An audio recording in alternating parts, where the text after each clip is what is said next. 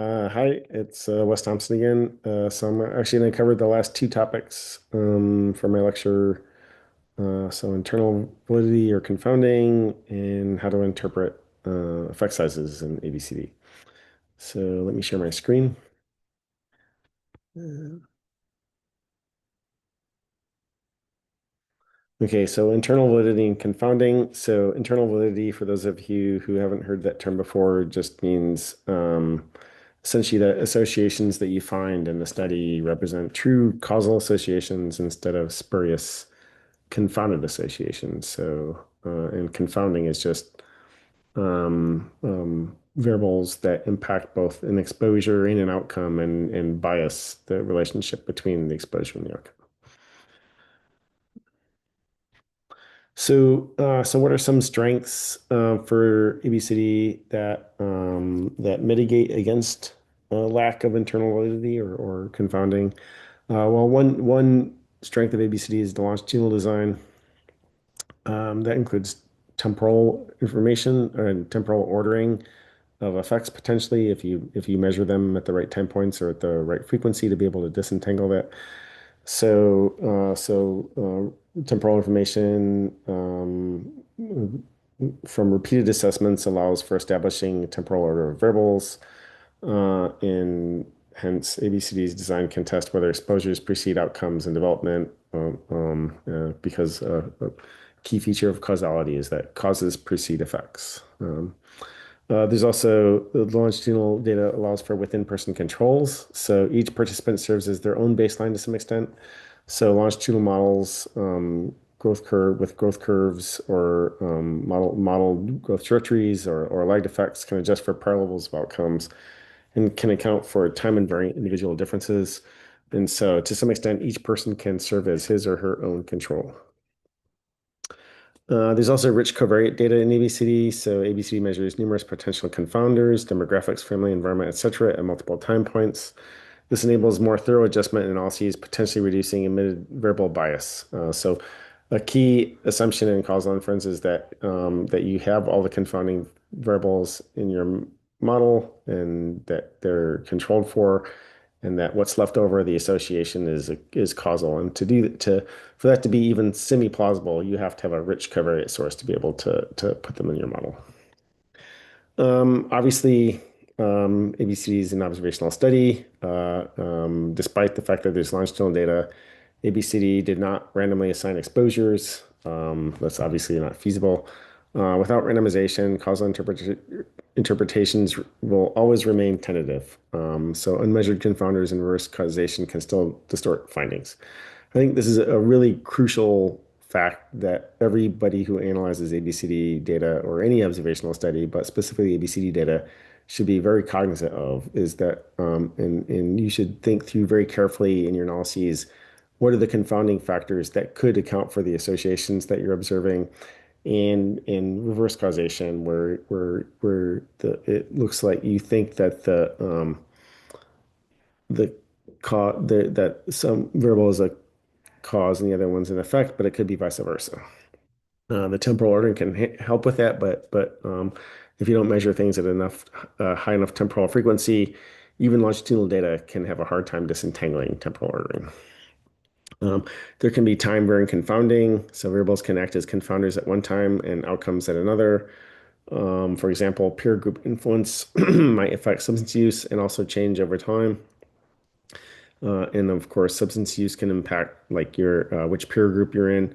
So advanced longitudinal methods like time varying covariate models or nested structural equation models are needed to handle situations like this, but it's not always possible or feasible, or the models might be quite complex. Historical effects, so events like COVID-19 pandemic or other secular trends can impact all participants around the same time and thus and make developmental change basically confounded with these secular trends. An advantage of ABCD is that there is a spread of ages at baseline of about 2 years. So if there was things that happen that impact everybody at the same time, you might be able to disentangle true longitudinal change from secular trends. But 2 years is not a huge amount of time, and so it might be difficult in any case. And then measurement effects. And so one thing you have to be careful about in longitudinal data is that repeated testing can introduce practice effects, like in neurocog assessments, or people's answers can change over time as they become familiar with a question or set of questions or questionnaires. And that's just a measurement artifact and not actual longitudinal change. One way you can try to address confounding internal validity in ABCD is using the family data, specifically the oversampling of twins. There are several hundred twin pairs that were recruited into the study. Four sites enrolled twin pairs at much higher rates using state twin registries. And so thus there's a very powerful twin design. So again, like for twins, you can have monozygotic or identical twins, or dizygotic or fraternal twins. And of course, there's a few hundred of each of those types in ABCD. And the rationale is that twin data can help disentangle genetic versus environmental contributions, because monozygotic twins share 100% of their genes, whereas dizygotic twins share on average 50% of their genes. So if monozygotic twins look more similar to each other with respect to some phenotype compared to dizygotic twins, then that looking more similar is probably due then to having more similar genetics. And so it's possible to disentangle genetics from environment. Um, so in ABCD, then twin analyses enable estimates of heritability and support quasi-experimental tests of causality by controlling for all shared family factors within pair comparisons. So, for example, if you had a pair of monozygotic twins and one had one exposure and the other had another exposure level of an exposure, then the differences can be more attributed to the exposure as opposed to like differences in genetics or differences in other differences in the environment. So like that's the within pair comparisons. So again, for monozygotic twins who share 100% of genes and family background, differences in their outcomes must stem from non-shared factors. So that would be unique environment. And this provides essentially the monozygotic twins provide like counterfactuals of each other. Like what would happen? What would this person look like if that person had been exposed or not exposed? So that's as close as you can get to the observed counterfactual in many cases. Um, so this enhances internal validity. So if an exposure outcome association holds within monozygotic twin pairs, it's less likely to be due to confounding and provides strong evidence that a relationship is not due to genetics or shared upbringing. And then the including twins does not unduly bias overall findings if handled correctly for population estimates. So statistical techniques such as mixed models with families of random effect and survey weights ensure that the unique twin structure doesn't skew generalizable results. That's one critique that people have brought up with twins, is that they're different in other ways and not representative of population. But you can modify the models to try to account for that. Um, well, but it is a limitation. So generalizability. Twins may not perfectly represent singleton children. For example, twins often have lower birth weight in different prenatal conditions and family dynamics. The equal environments assumption. So twin studies assume that monozygotic and dizygotic pairs experience equally similar environments. But if, for example, identical twins are treated more alike than fraternal twins, this could inflate estimates of genetic influence. Model complexity. Um, Twin analyses typically require structured equation models.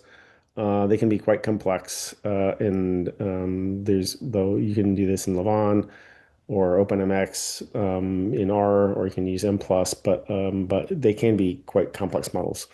Having said that, we do provide examples of twin analyses in our longitudinal analysis paper that has been recently published in DCN, the citation for which is at the end of these slides. And probably the biggest limitation really for ABCD is power.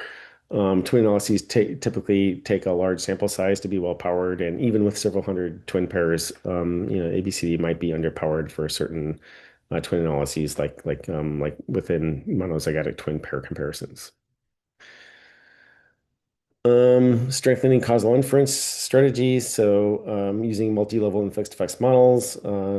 Use mixed models with randomness up for clusters and or fixed effects that compare each individual to themselves over time. So these are ways for controlling for certain potential confounding factors or influences on both exposures and outcomes. And so these approaches control for stable confounders like genetics or baseline traits by design. And then another strategy, a very common strategy these days is propensity score methods. So basically, a propensity score is a probability of receiving a particular exposure that's a function of observed covariates. And so if you compute the propensity score for each person, you can use those in different ways to mitigate potential confounding. You can use the inverse of the propensity score as weights. You can stratify the propensity scores, or you can match on propensity scores. Again, matching is typically a powerful way, a powerful non-parametric way of controlling for confounding factors. So another way to strengthen causal inference is to perform sensitivity analyses. So since we can never measure every single possible confounding factor, we just don't know for sure if we have covariate sufficiency that if we've measured every possible confounding factor. There are methods that have been developed, for instance, the like SenseMaker. There's also the E-value from Tyler Vanderweel that assess like how strong the confounding would have to be to explain away your observed associations. I think it's a good idea to examine those methods and try to apply them if they fit with your modeling approach. Um, because, like I said, you just never know for sure if there's unobserved confounders that could be explaining away your results. And then also exploiting the family design in ABCD, like the twin design. But you can go beyond twins. There's a lot of siblings. There's thousands of siblings in ABCD. And so you can use models to control for family background. You can do cross-trend, cross-trait models in the twin data. There's different ways you can try to exploit the family data to control for confounding factors that where the confounding is due to shared genetics or shared family environment. Okay, and then my last section is brief. So this is interpreting effect sizes and meaningful associations. And so this is based on a paper that the Biostats work group published a few years ago. And so just interpreting effect sizes. So with ABCD sample in tens of thousands of observations, 12,000 participants, but like many thousands of visits over many waves of data collection, very small effects can be statistically significant. For example, a Pearson's correlation of 0.05, which only explains 0.25% of the variance, can easily yield a p-value of less than 0.001 in the ABCD data set. And typically, most associations that have been found to date have been small. As such, I think researchers need to recalibrate expectations for when they do analyses using population level data sets like ABCD, that many findings will achieve significance. But practical importance is something that you have to judge for yourself on a case-by-case basis. So we should definitely focus on effect sizes and confidence intervals around the effect sizes. And you don't judge you don't judge a result purely based on its p-value, which is sample size based, but based on its effect size, which is not sample size based. And it's useful to compare effects to benchmarks or other known effects. So for example, in many psychology neuroscience contexts, R equals 0.05 is extremely small.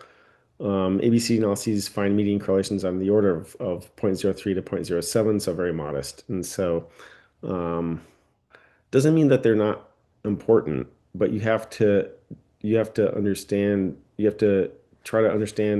or come to a understanding as to why it is important, given that the effect sizes are in the traditionally small range. That could be for many reasons. It could be for measurement.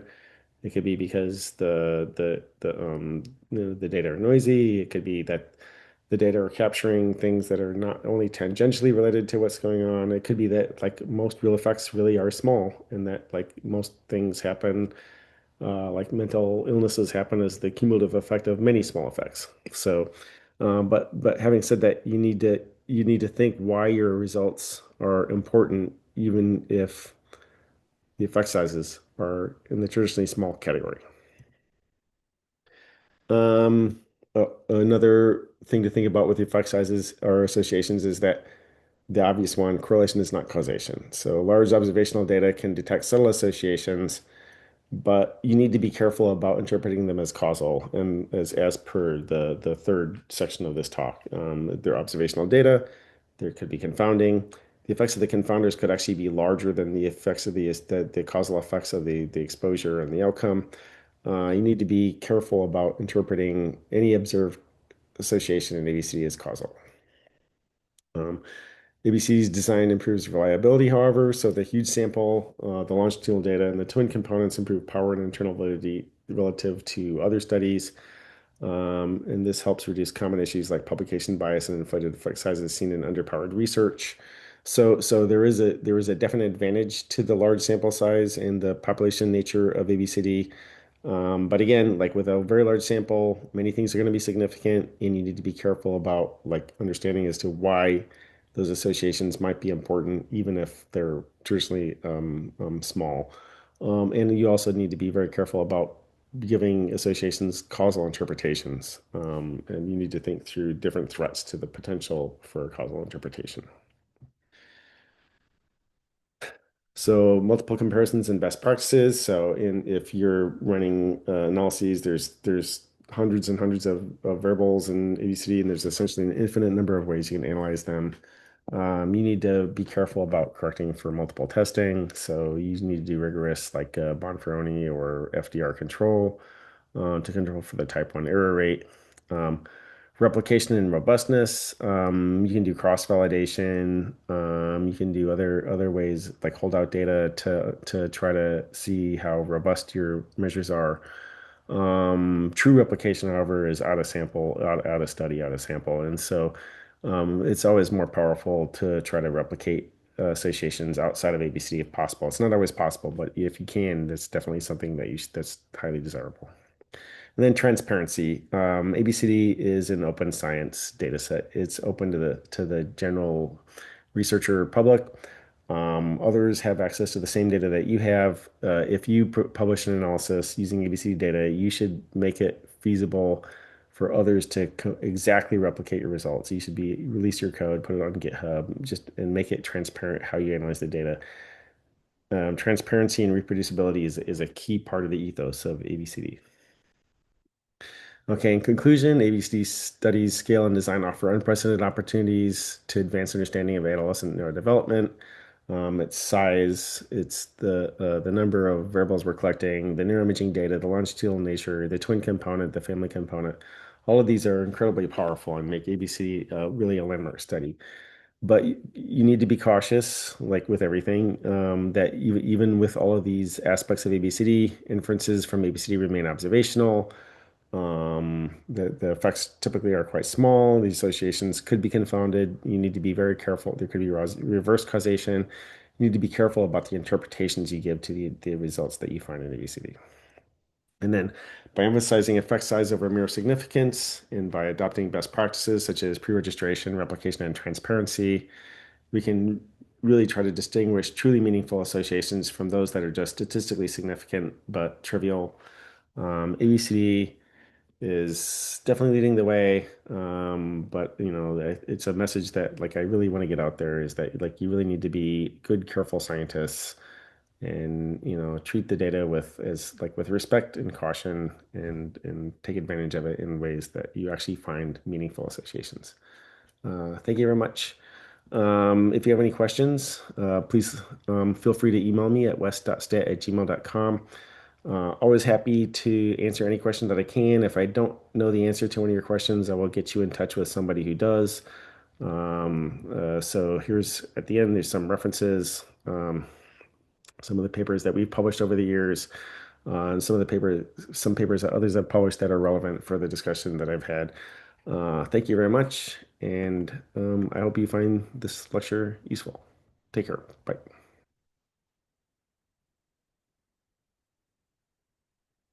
Mhm.